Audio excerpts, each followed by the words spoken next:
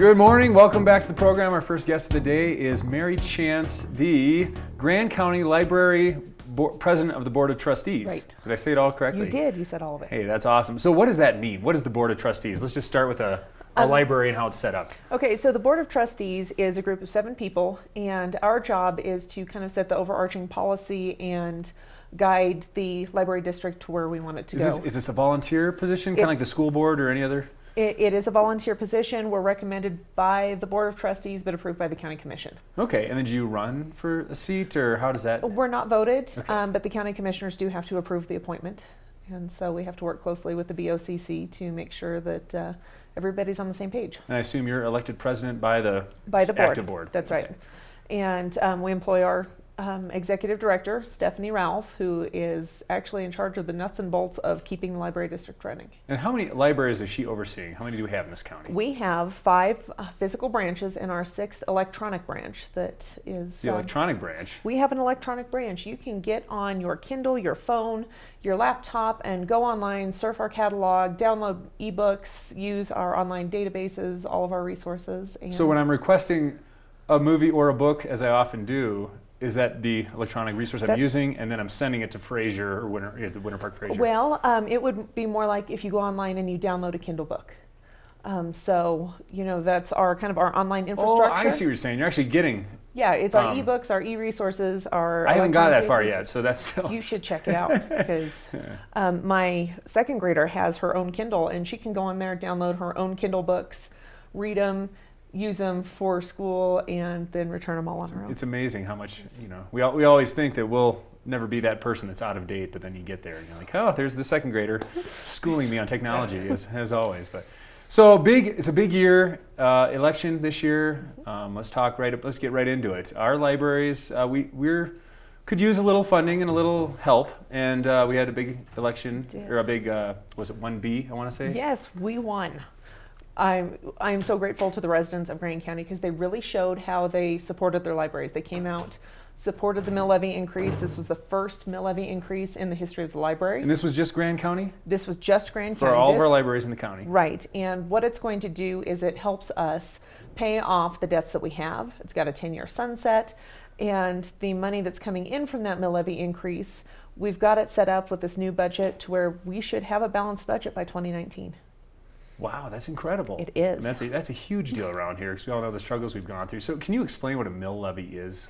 A mill levy is the money that you pay from your property taxes that goes towards whatever it is. In this case, it's the library. And so the mill levy increase that we asked for was $8 for every $100,000 of property value. That's it. That's it. That doesn't seem unreasonable. No, it wasn't. It was $8 a year on someone. The average person, I think we figured it up. It worked out to 4 cents a day. Yeah. So. Well worth the investment. Now, I know a lot of people wonder about libraries, what their purpose is. You know, checking out a book, reading a book are like kind of same with newspapers. With the e-world we live in, you can get the book on Kindle. You know, are libraries a thing of the past? Or there's obviously a lot more than just getting a book from a library. Right, and you know, that is really an industry-wide discussion right now, because I'm a professional librarian in my day job, and it's something that we talk about all the time. And we're finding that there are new ways to serve people. One is through information literacy, showing people how to go and find the information online, helping people to navigate online resources, databases. And you know, there's a lot of people who still love the feel of a book in their hands.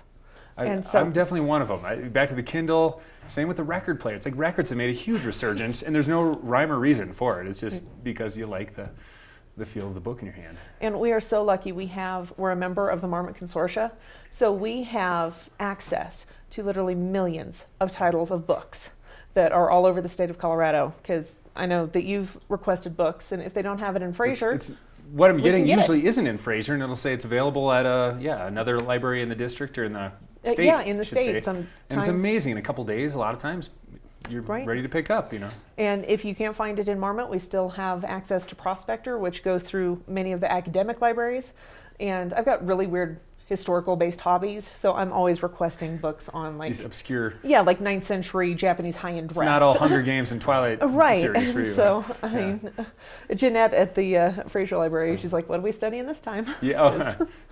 That's really cool. So the mill levy gets increased. What was the rationale, or how do you guys determine $8 per 100,000? Like, where does that come from? We have a really awesome finance person, Tara Engel, who is much smarter than all of us.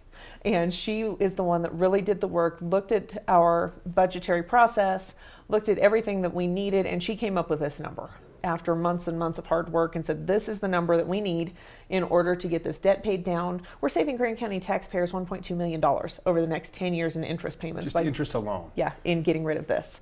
So, yeah, she's the one that came up with the number. And did you say $1.2 million? $1.2 million. And that's money that can hopefully maybe a little better wages, get some hours. Well, our open hours are important to everybody.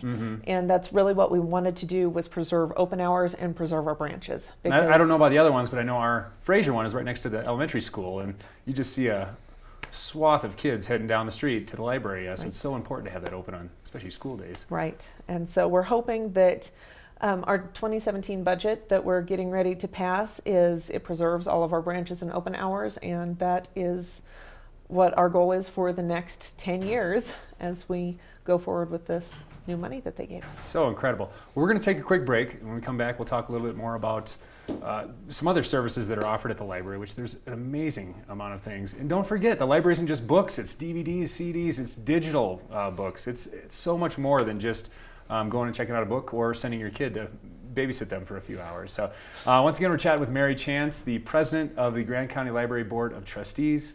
We'll be right back in a moment. gcld.org. Check them out.